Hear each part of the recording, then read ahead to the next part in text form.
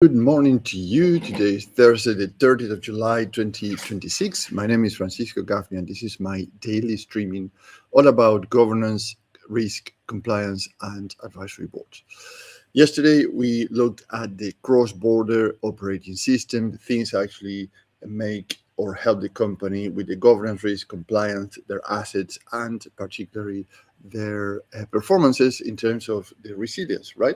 So today we move into the left-hand side of the advisory board operating system that we have in front of us. So we're going to go and focus on this side of the model, which is brand, strategy, and performance.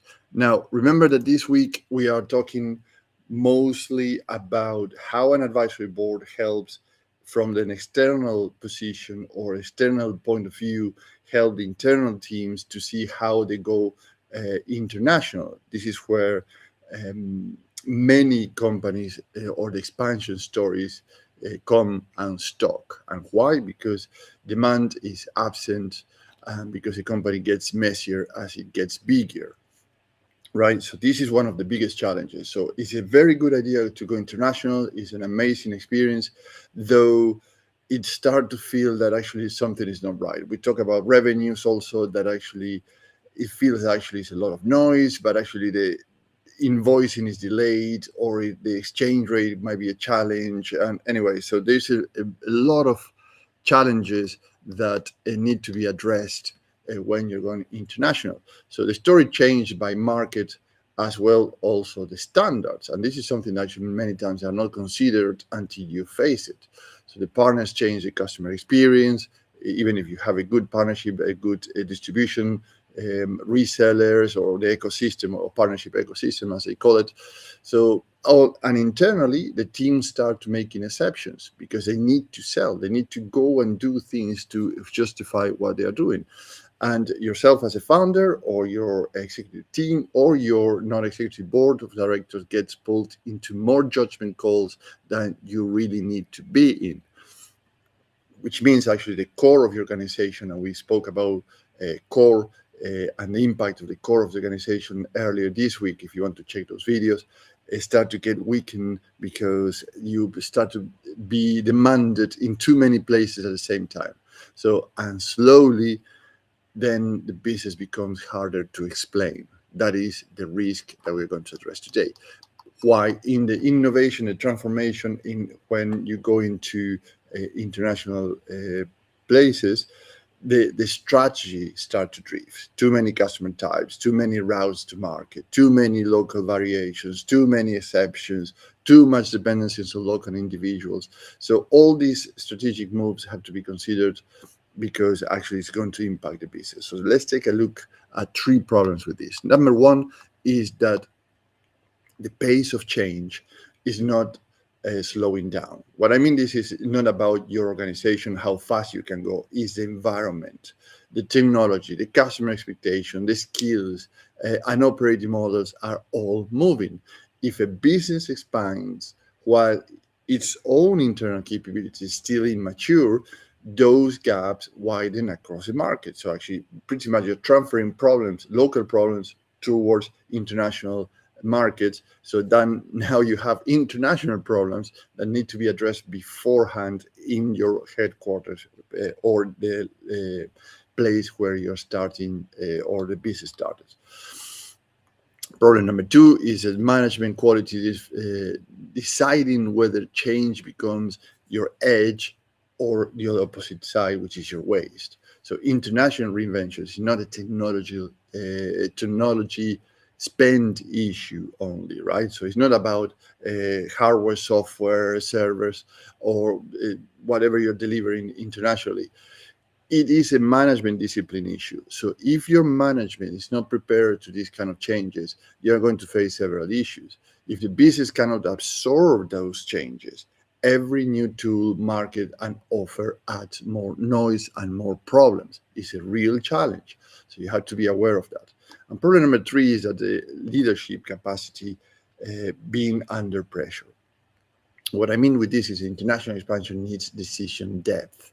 If the same small group must approve every exception, fix every local issue and explain every market choice, the business had not gone global.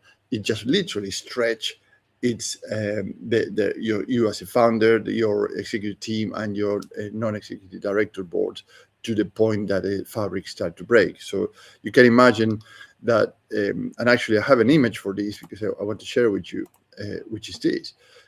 If you can imagine this international reinvention or going into international markets, it means stretching a piece of fabric across a wider frame. So you have a frame and a piece of fabric. Now you're widening that frame. If the weave of that fabric is weak, growth does not make it stronger, right? It doesn't make it stronger. What it makes is it start to tear it, right? So you have to be very careful when you're going to international, because this image is quite relevant. It feels like that.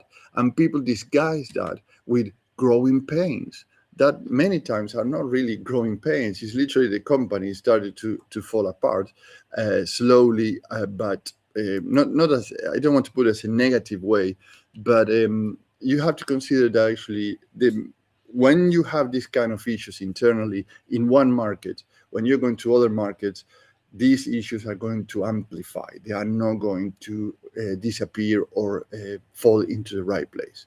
So, as a board advisor, what I would propose to consider is the following. First, use the intellectual property monetization test. And what I mean with this is every business have intellectual property, which means actually you are what you are today because of your intellectual property. What is that? What exactly are we monetizing internationally, right? So this is exactly your intellectual property. What are you monetizing internationally now? It is labor. Is it your team capacity? Is it, for example, a service company that provides consulting or services to other organizations? Is that your labor that you're monetizing? That's your intellectual property. It's your team, the capacities, expertise, the experiences.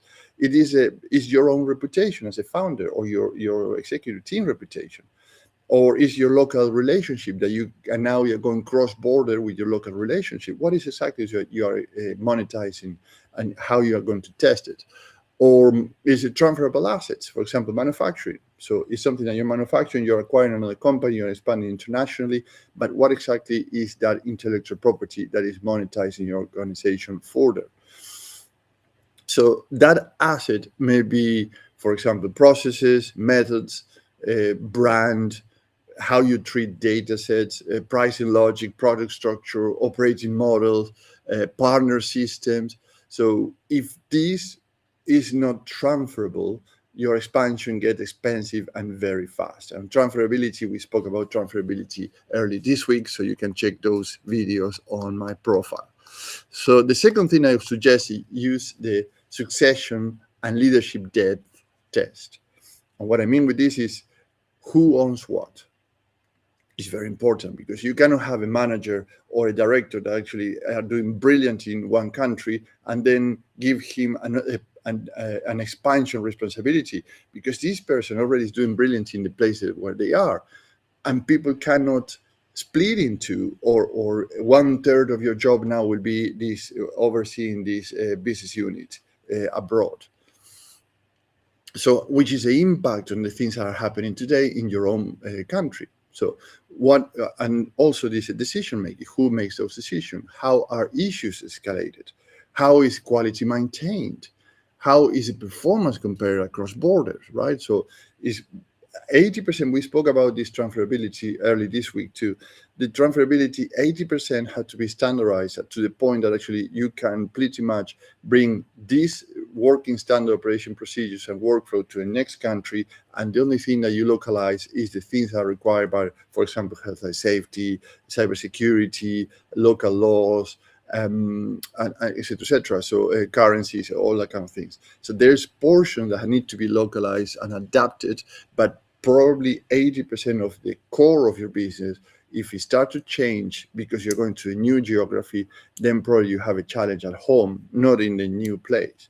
So if you as a founder or as a C-suite or a executive director or managing director still act as the operating system of everything in the new geographies, the business is not yet ready for serious international scale, because you still depend, everything depends on you, or many things still depending on you in your local geography. The third thing to consider is use the going global test properly. And what is that? Going global is not the price for domestic success. And many people say, okay, we are reached the boundaries of our geographies. Now we're going to go cross border. That is not a price. And many companies make that mistake. It is the structure um, um, of transferability, repeatability, and leadership depth that actually can be transferred, not the success that you have locally. You might be very successful locally, and is might be encouraged that you don't get outside those boundaries, because you don't have this capacity to transfer your business somewhere else. You cannot repeat the business somewhere else, and you don't have the leadership depth to do the same business somewhere else. So be careful when you're going into thinking internationally or cross borders, because you need to look into how repeatable, transferable, and the leadership is prepared to do so.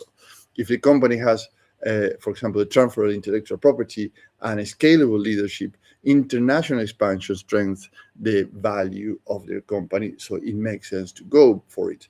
But if not, if you have challenges at home yet to address, think before doing that, because as your product is not going to be a good idea. And this is not to put you down or shut down the possibility. It's just to be aware of what will happen if we don't consider these things beforehand. So international expansion becomes many times a self-harm operation rather than a good success story. So this is where the advisory boards helps, and how they help, asking certain questions that actually might feel uncomfortable, but actually address that, gives you that independent judgment into the gap between ambition and operating reality, right? So the ambition is absolutely fantastic, but there's an operating reality. So let's test this operating reality before going into doing something else. So questions that might come across, for example, is like, the market story is growing faster, very good, than the operating model. Oh, hold on a second. So the story is growing faster, but not the operating model. So how we can match that before going to another geography. So other things I might consider is the brand is expanding, absolutely fantastic, but coherence is weakening. And when we mean coherence, is actually the people are talking about branding and they like it, and they word of mouth, if you may, or a good marketing campaign, but actually delivery, the coherence between what is said in the market and whatever you're delivering, could be services or products, are not, there is a mismatch there yet. You might have very good local wins, absolutely fantastic, but not enough transferable assets. So having a very good partner, a very good logo as in your portfolio of customers, etc., doesn't mean that actually you are going to repeat or transfer exactly the same thing in other geographies. So you have to be careful with that. So that is where you don't need to chase every single opportunity that is in front of you. You need to choose the right to build the future and the capabilities and transferability before going into the next stages. So what do you gain working with me? Three things: business outcomes, differentiators, and risk reductions. In terms of business outcome, is a disciplined international reinvention. So because you have to reinvent your organization in a way that actually can be transferable and can be repeatable in other geographies. So the company strength is edge, what it makes is good in your market, instead of diluting what it makes you good as you expand. The differentiator is a rotating international advisory board. So this is built around the exact milestones in front of the company. You get strategic operating models, market design, brand transfers, leadership depth, and governance expertise faster than hiring one executive. These executives exist.